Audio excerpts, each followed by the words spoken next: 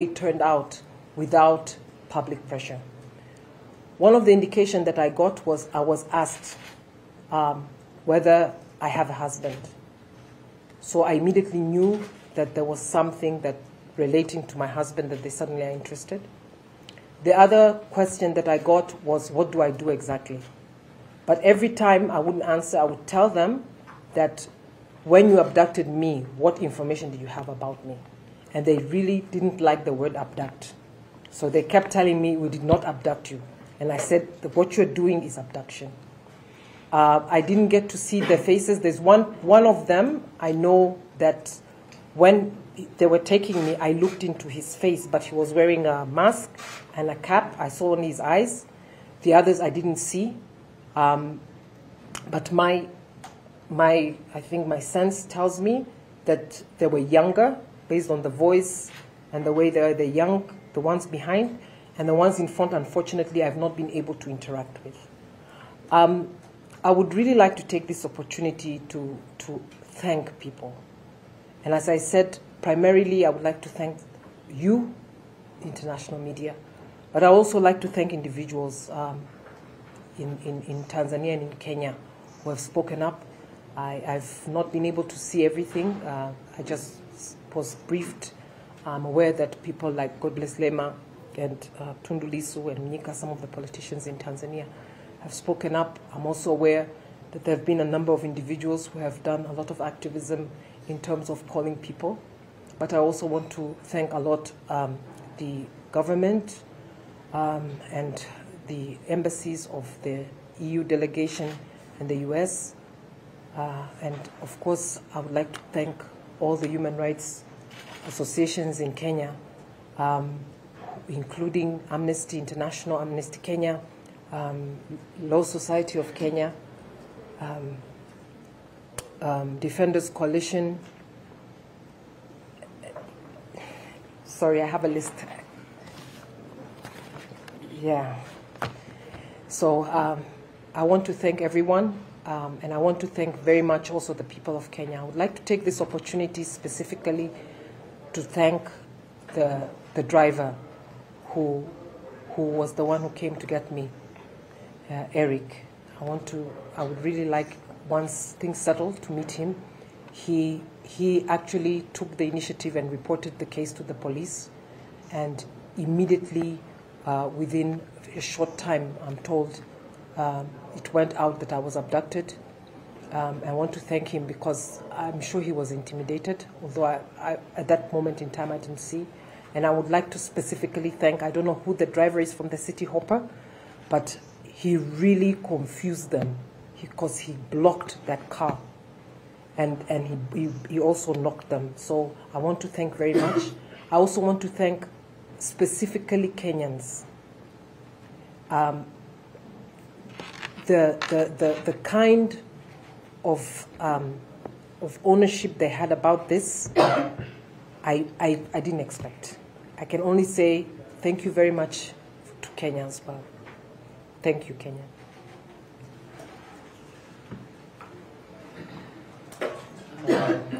Yes, can take some questions. Yeah. I'm still a chair from the definition. Appalling son for that. You've been in Kenya roughly 4 years. Yes. Why do you think this is happening now? I know last week you posted something on Tundu Lissu not being scared. Why do you think it's happening now, not years before? Okay, should I take? Can we do five? Yes. Then, Yes. You respond. Yes. Then do another round. Yeah. Right, thank you. My name is Esther Diana from Standard Media Group. You fled Tanzania specifically for safety. Do you, after the events that happened, do you feel safe in Kenya? And then when you say you got a driver, perhaps did you get a chance to ask the driver, with the one who dropped you back to Kilimani, where he picked you up? Do you have a recollection of where you got there, right? My name is Mike from TV47. Perhaps from what happened yesterday, prior to that incident, have you previously received threats from anyone else or police? My name is Melita Oletenges from Citizen TV. My question is, after you fled Tanzania in 2020 and came to Kenya, did you register with any refugee organization and say that you're seeking asylum in the country? I think you can respond. My name is Lucia from Space International News Agency. Just a very quick question. I'm not sure if you have an idea of how many people were involved for items like this. I think we can take on this. Yes. Okay. So why now? 2025 is a watershed year for Tanzania. There is going to be a general election where for the first time we're going to be seeing the citizenry more awake than ever before. There is a much more bigger awareness, however the repression is getting very big. We have seen that the abductions have gone up since I would say 2 years now, but more in the past year. There's been a lot of abductions as well. Most of them have been politically targeted. One of the things that I've really fought for online, and I think it will answer to some of your questions, has been to shed light on abductions in Tanzania. One specific case that I know that I've done, and I've even filed with the UN, is of a young activist called Deusdedit Soka, but I've also done a number of abductions where continuously they have been reporting on the abductions. My feeling is that the Tanzania media, but not the mainstream media, but social media, have constantly been alluding that I am the cause for the ruling party CCM's demise, the unpopularity with the people. But it was more for me of a propaganda, but I think that now they're taking it more serious.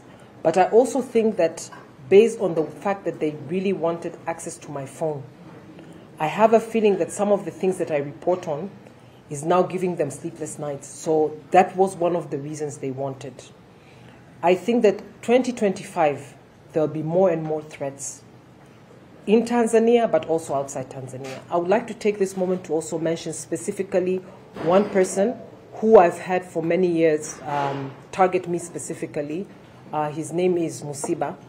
And a few days before, on the 7th, he actually, on his online TV, he mentioned me and another journalist called Eric Kabendera, who is also out of the country. And he said that what Tanzania needs to do, and that's what he said. He says we need to do the Kagame style and get them to come back and deal with them. So this I was told, but of course he's been saying a lot of outrageous things about me. But I think that this is probably one of the threats that was really taken seriously. I hope I've answered your question. About being safe, Esther, that's a very good question. And I will answer it together with the question about the asylum and the refugee. I didn't come to seek asylum in Kenya. I actually set up a business, and I was in the midst of moving, like officially moving, when I actually had to flee because I had information that they wanted to detain me. And I'm not sure how many of you are aware, what usually happens is when I say detainees, they abduct you. If you are lucky, you appear in court. If you are unlucky, you don't. This is a trend that happened under President Magufuli, and that is the time just before the elections. Just like now it's 2025 beginning, so that was before the elections in 2020 when this happened. And then we made the decision that for that reason, it's what I would call self-exile, that I will never go back. So it was not specifically a refugee, but of course Amnesty International was aware. They were the first individuals who were aware about what we were experiencing and the fact that we didn't want to go back to Tanzania self-exile, but we also asked for protection here. But within months, it became clear for us that Kenya was safe. So that was your question. And I've never felt unsafe in Kenya, to be honest. You asked about threats. Is that once there was an incident of a visit by people who were identified as DCI, but nothing, when we tried to follow up together with some of the human rights, we were told that there's no issue.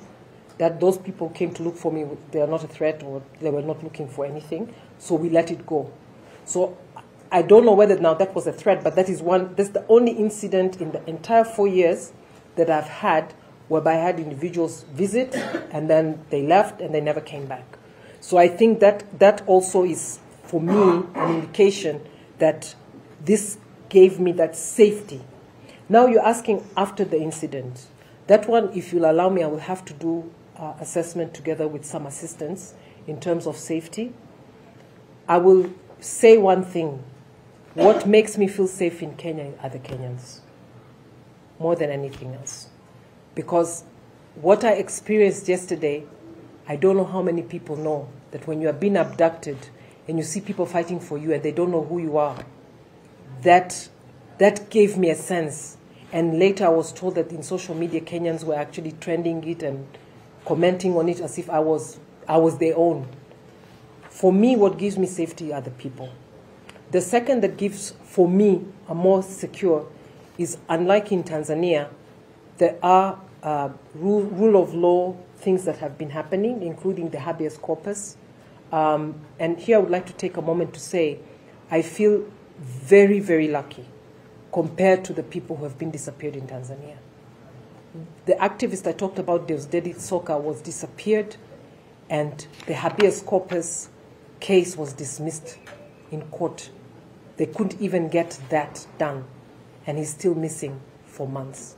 So I feel that in Kenya there was enough pressure for whoever was behind this to feel that this could become something bigger than what they were thinking. While I feel that in Tanzania that the spotlight is not there, I feel that in a lot of countries it's not there. So to your question, I still believe Kenya is safer in the region than any other. Could it be better? Definitely. I really wish Kenyans and the Kenyan government would understand, for some of us in the region, what it means to be able to have a place where you can a little bit breathe, just a little bit. I'm not asking for much, just a little bit to say that I don't agree with a certain thing. I think I answered your question on the asylum and how many people there were. 4. So 3 were the ones who got out of the car and were always moving around.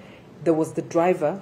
At the last time we stopped before they released me, the driver also got out. And I was left only with the person on my right who was holding me and choking me most of the time. And he kept holding me all the time. So he never got out of the car. He was the one, I think, who was assigned to basically keep me there.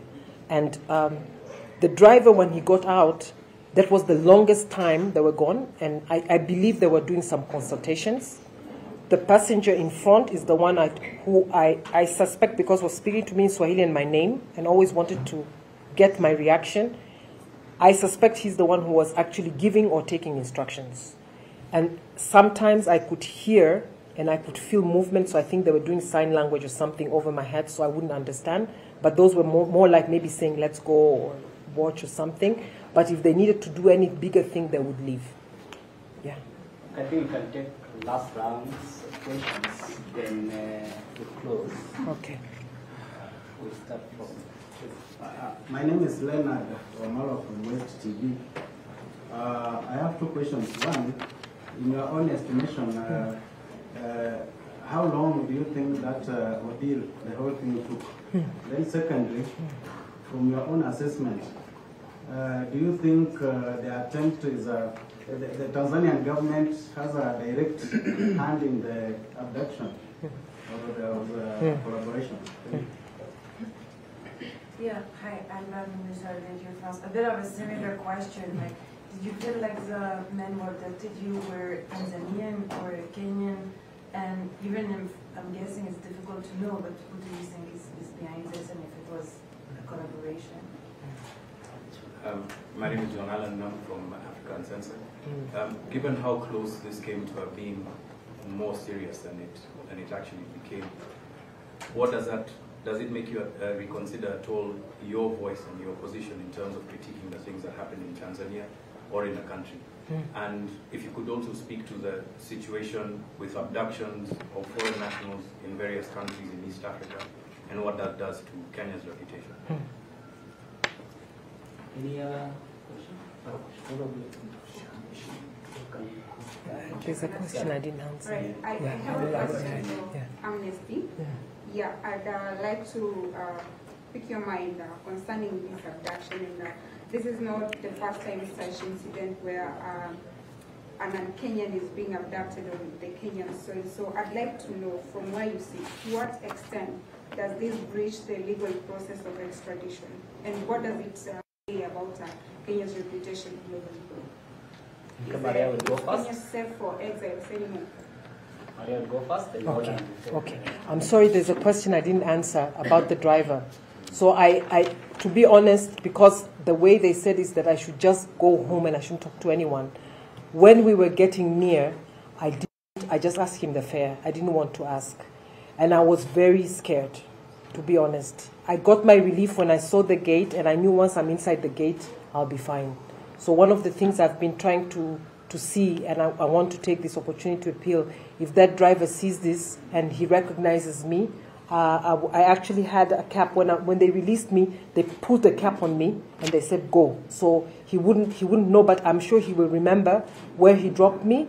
As I said, when he was taking me, I was very quiet, but I was also trying at that time to remember what happened, so I was not paying attention. When I looked up, the first thing that I saw was I was on Gong at Carrefour. That's the thing that I recognized. And I said, this is Gong Road. And he said, yes. So then I felt that I am back. In terms of how long it took, I cannot say, but based on the fact that I texted my husband, I think it was before 3, that I'm about to leave. I think the abduction happened around 3 to 3:30. When they released me, it was dusk. Do you know the dusk which very quickly becomes night? So it was like when I came out, I started panicking. I said, is it my eyes? Like, because it was so tight for long. I said, is it that I can't see? And then I realized after a while that it's dusk. And I didn't walk for long when it became pitch dark. And of course there were no lights, so I was walking just based on the vehicles. So I think if you look at that, I think that must have been 7:30. I'm not sure, but I know that it must have been between that time. And I don't also know what time. You guys might remember what time I called, because I'm sorry, I have a very big disorientation until then. But of course, as you know, I use my phone to check the time. So unfortunately, even this morning I woke up, I said, what time is it? And I was looking for my phones. So I think it must have been between 3 to 4 hours. One thing I just wanted to very quickly say, because I find this very important, and you asked about the involvement of Tanzanians. My feeling was the way they were speeding and the way we were going on the bumps. And then after a while, we got to a bit of a rough road, and then we went again on good roads. My estimation, and I voiced it later, is that they wanted to cross me. They wanted to take me across the border. Maybe not them. Maybe they had a team waiting, because they kept getting out, and I said, who are we waiting for? And at one point, one of them said, we're just waiting for the boss. Then I said, oh, you have a boss. Who is your boss? Then they got angry because they realized they gave me some information that I could do. So again, then it was a struggle. But one of the things that I can say with confidence, there was Tanzanian involvement. And the reason I'm so confident is that I see no reason whatsoever for the Kenyan government to abduct me in Nairobi and start driving me around and ask for my phones. Because there is a better way if there's anything that could have happened. The other thing is the police next to me kept telling me, don't worry, I'm police, I'm taking you to a police station. And in fact, that same was sitting on the right asked me, did you commit anything wrong? I said, no, I didn't. He said, now you see, so why are you worried? So I said, because you abducted me. But he was trying to psychologically calm me down. Of course, I understood that. I'm not sure whether they knew that I also understood the kind of psychological games they were playing. Sorry, about Tanzania, Kenya, can you remind me your question? Yeah, Did you kind of answer? Did you feel there was like a collaboration? Oh, there was. So, one of the things I feel is that because I cannot judge. I can only judge based on what they were saying and how they were speaking. The ones at the back who were basically doing what I say, the manhandling, the handcuffing, the dragging, I think they were Kenyan because I didn't speak Swahili at all. I just spoke English continuously. The person in front was attempting several times to speak to me in Swahili and calling my name, but I refused to respond. My feeling is that's where the connection happens. And it's that same individual who also wanted my PIN and wanted my phones. So my feeling is the involvement based on what we're talking about is they wanted that access and the other thing. And I don't think this collaboration was official. I don't think so. Because there were times when, there were twice I think, when we got to a place, we were on the road, they slowed down, and then they told me to keep absolutely quiet. And I was very scared by then because they would really press me down and I could hear people around. So I'm not sure whether this was now like a police block, but they kept telling me, be very quiet right now. Now my thinking is, if this was an official collaboration, they would have sailed through. That's my thinking. If this was something that was sanctioned, they would have sailed through. They wouldn't have needed to stop. They wouldn't have needed, they could even, my thinking was they could even have gotten an escort to the border. So it didn't feel like that. It also, for me, it felt that there was a lot of hesitation, which, again, I think it was the international pressure. Yeah, Namu. About the criticism, I will not stop. I will not. That's one thing I can promise. I will not stop. I'll not relent, and I will not decrease anything. And in fact, it has given me so much things to be grateful for. As you rightfully said, this could have gone so wrong. There was a point in time when I was convinced that I was about to be taken across, and I knew the minute I crossed, you would never hear from me again. I'll become another poster. So I will never stop, never, ever stop. And if this was done, whether to intimidate me, to really harm me, that will never stop me. I will continue continuously to speak out. And not what I'm asking, I just want the world to know.